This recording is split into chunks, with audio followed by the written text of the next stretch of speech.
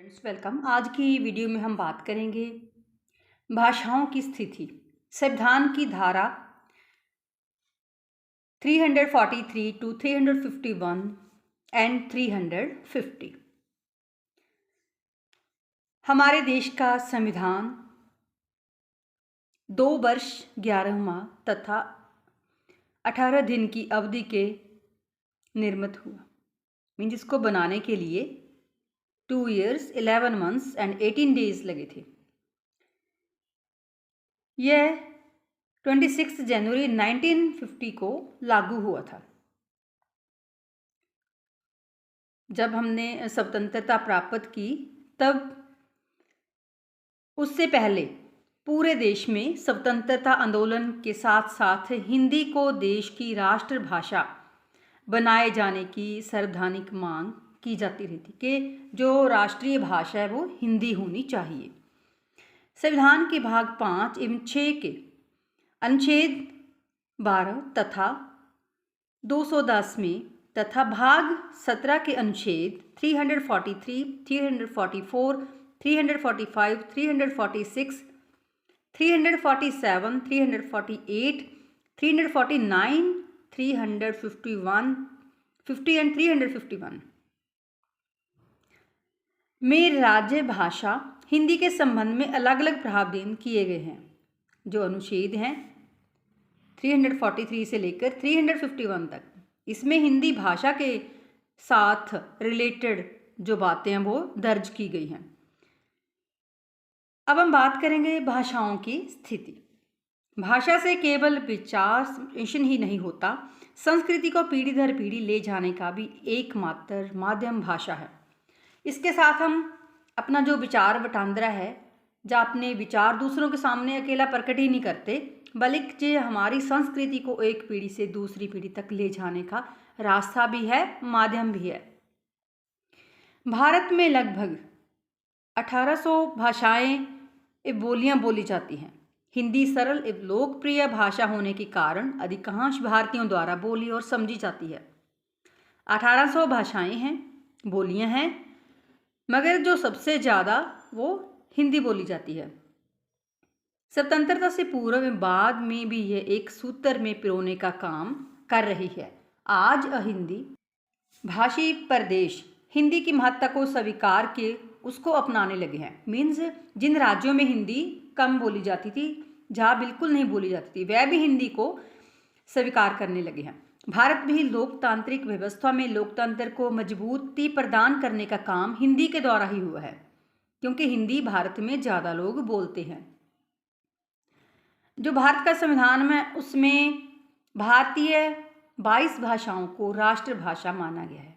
Means हमारे संविधान में कुल 22 भाषाओं के बारे में जो अलग अलग स्टेटमेंट्स हैं वो दर्ज की गई हैं। संविधान की 8वीं सूची में उल्लेख कौन कौन सी 22 भाषाएं हैं?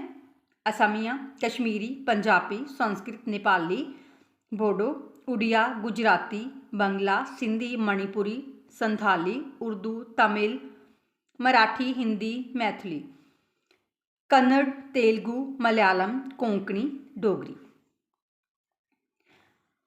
अब हम बात करेंगे कि राजभाषा क्या होती है। राजभाषा से क्या अभिप्राय है?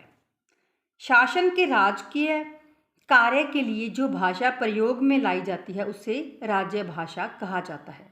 मीन्स जैसे कि पंजाब में जो भाषा का प्रयोग किया जाता है वो पंजाब की राज्य भाषा होगी, जैसे कि पंजाबी, हरियाणा की हिंदी, राजस्थान की हिंदी। स्वतंत्रता के पश्चात लगभग सभी राष्ट्रध्वजा वाहकों ने यह मांग की कि हिंदी को ही सरकारी कामकाज की भाषा बनाया जाए, मगर जो हिंदी है वो कामकाज की भाषा उसको ही बनाना चाहिए। संवैधानिक धाराओं अनुच्छेद 343 से 351 का जो संक्षेप में विवरण है वो ऐसे है। भारतीय संविधान में राजभाषा संबंधी उपबंध 17वें भाग में है। जो इसका 17वां भाग है वहाँ पे राजभाषा के बारे में जो उपबंध है वो दर्ज है। इस भाग के 4 अध्याय हैं। इसके 4 अध्याय हैं जिनमें 343 से लेकर 351 तक अनुच्छेद हैं। एक अध्याय के अनुच्छेद भी 120 210 भाषा से ही संबंधित हैं। जो एक अध्याय है उसमें अनुच्छेद 2 दिए हुए हैं, 120 एंड 210, वो भी भाषा से ही संबंधित हैं।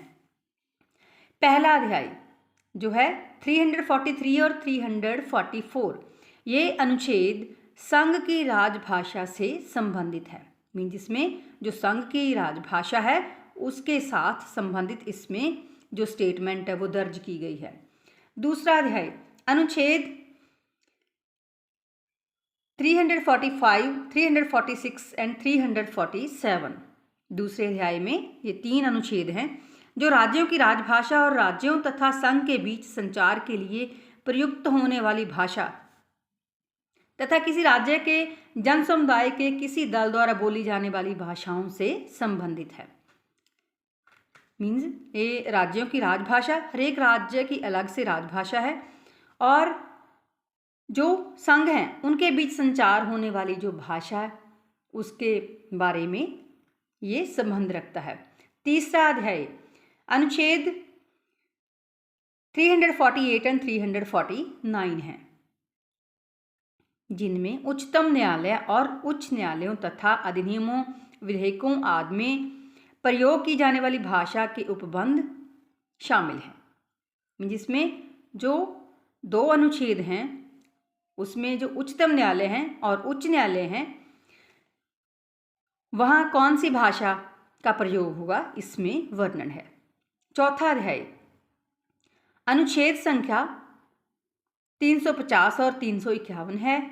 यो अनुक्रमांक 350 में सरकारी अधिकारियों को प्रस्तुत किए जाने वाली रिपोर्ट में प्रयुक्त भाषा तथा प्रारंभिक शिक्षा में मातृभाषा माध्यम की सुविधा से संबंधित है कि जो बच्चे का शिक्षा का माध्यम है वो उसकी मातृभाषा ही होना चाहिए, उसके साथ ये संबंधित है। जो अनुच्छेद 351 में भाषा के विकास को लेकर उपबंध शामिल है। जुलाई 1946 में गठित संविधान सभा में राजभाषा संबंधी प्रावधानों के विषय में 12, 13 एंड 14 सितंबर 1949 को जो चर्चा वो की गई थी। काफ़ी वाद विवाद व चर्चा के बाद हिंदी को संघ की राजभाषा स्वीकार कर लिया गया था। मीन्स सितंबर 1949 में हिंदी को संघ की राजभाषा एक्सेप्ट कर लिया गया था। इन अनुच्छेदों में दर्ज महत्वपूर्ण बातों का विवरण इस तरह है। अनुच्छेद 343, अब हम बात करेंगे कि जो अनुच्छेद 343 है उसमें क्या जो स्टेटमेंट्स हैं वो अंकित की गई हैं।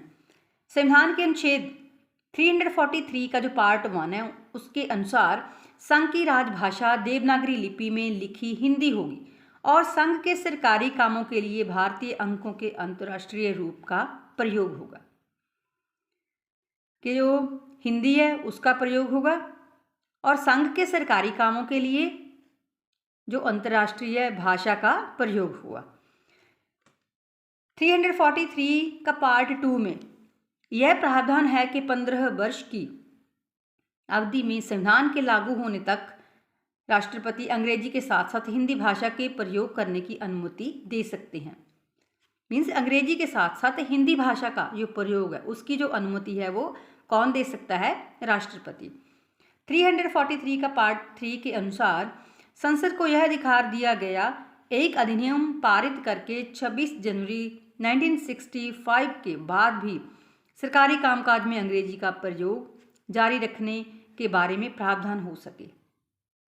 इन 1965 के बाद भी जो अंग्रेजी भाषा है उसको एज इट इज़ कंटिन्यू रखना है। इस प्रावधान के अनुसार राजभाषा अधिनियम 1963 पारित किया गया था।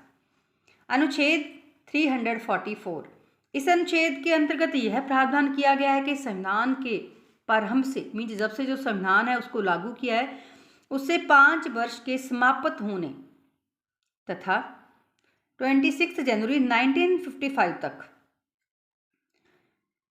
तथा 10 वर्ष के खत्म होने पर जो राष्ट्रपति या एक आदेश द्वारा राजभाषा आयोग गठित करेंगे जो कि राज्य के साथ संबंधित भाषाओं का एक को डील करने वाला एक आयोग होगा, एक कमेटी होगी। इस आयोग में विभिन्न भाषाओं का प्रतिनिधित्व करने वाले सदस्य वो एक अध्यक्ष होगा जो कि राष्ट्रपति द्वारा ही चयन किए जाएंगे। आयोग को भी अनुसरण की जाने वाली प्रक्रिया के लिए आवश्यक निर्देश भी दिए जाएंगे। उपयुक्त प्रावधान के अनुसार 1955 में जो आयोग था उसका गठन हुआ, उस द्वारा दी गई जो महत्वपूर्ण सिफारिशें थी उनको लागू भी किया गया। 344(4) इसमें यह प्रावधान है, इसमें यह वर्णन किया गया है कि प्रथम 30 सदस्यों की जो सीमित समिति है उसमें 20 लोकसभा तथा 10 राज्यसभा के जो मेंबर हैं वो एक जो आयोग है उसकी जो कमेटी है वो बनेगी और उसकी सिफारिशों की समीक्षा कर अपनी जो रिपोर्ट है वो राष्ट्रपति को सौंप देगी।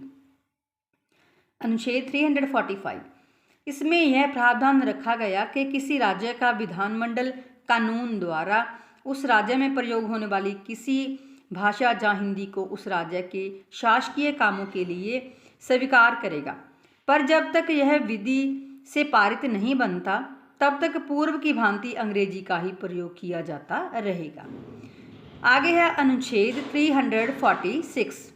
इसमें यह प्रावधान किया गया है कि दो राज्यों के बीच या संघ और किसी राज्य के बीच पत्रादि के लिए उस समय प्राधिकृत राज्यसभा का प्रयोग किया जाएगा। मीन्स जो अगर दो राज्य हैं या राज्य और संघ के बीच अगर कोई भी जो पत्र आदि मीन्स कोई भी पत्र वगैरह भेजे जाते हैं तो उसमें जो राजभाषा है उसका प्रयोग किया जाएगा। अनुच्छेद 347 इस अनुच्छेद में व्यवस्था की गई है कि राज्य के किसी दल द्वारा बोली जाने वाली भाषा की मांग होने पर भाषा को उस राज्य में शासकीय प्रयोजनों के लिए उस राज्य में स्वतंत्र या किसी भाग में राष्ट्रपति मान्यता प्रदान कर सकते हैं। मीन्स अगर किसी राज्य में एक भाषा को बोलने वाले ज़्यादा लोग हैं और उनकी मांग है तो उस भाषा को भी प्रयोग में लाया जा सकता है।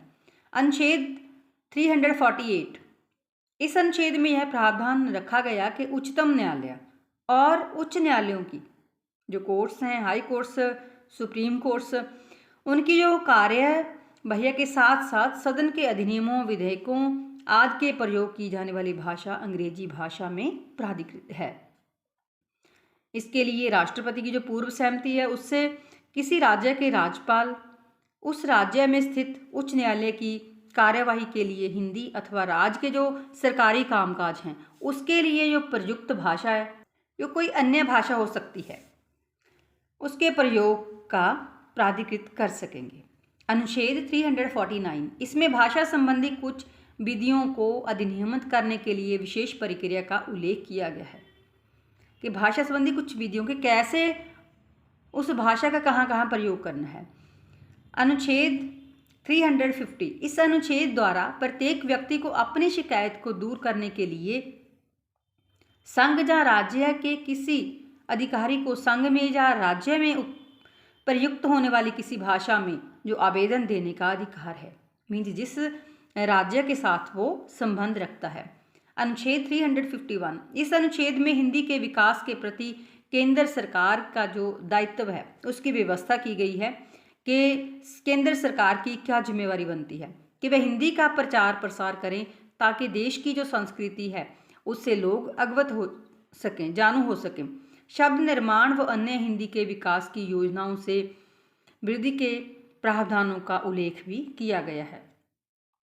अनुच्छेद 120 इस अनुच्छेद में यह प्रावधान किया गया है कि भाग 17वें में से किसी बात के होते हुए भी किंतु अनुच्छेद 348 के उपबंधों के अधीन रहते हुए संसद में जो कार्य हैं वो हिंदी में या अंग्रेजी में ही किए जाएंगे।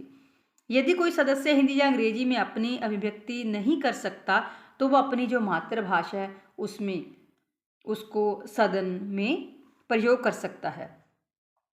अनुच्छेद 210 इस अनुच्छेद द्वारा भाग 17वें में किसी बात के होते हुए भी किंतु अनुच्छेद 348 के उपबंधों के अधीन रहते हुए राज्य के जो विधानमंडल हैं उसका जो कार्य चल रहा होता है तो वहाँ पे राज्य की राजभाषा या भाषाओं में या तो हिंदी या अंग्रेजी में किया जाएगा, या तो उस राज्य की भाषा या हिंदी या अंग्रेजी का प्रयोग किया जाएगा। जो उपयुक्त भाषाओं में से किसी में अपनी पर्याप्त अभिव्यक्ति नहीं कर सकता, वह अपनी मातृभाषा को भी सदन में प्रयोग में ला सकता है। बट ये जो अनुच्छेद है जम्मू कश्मीर पर लागू नहीं है। डियर स्टूडेंट्स, इस वीडियो में सिर्फ इतना ही। Thanks for watching.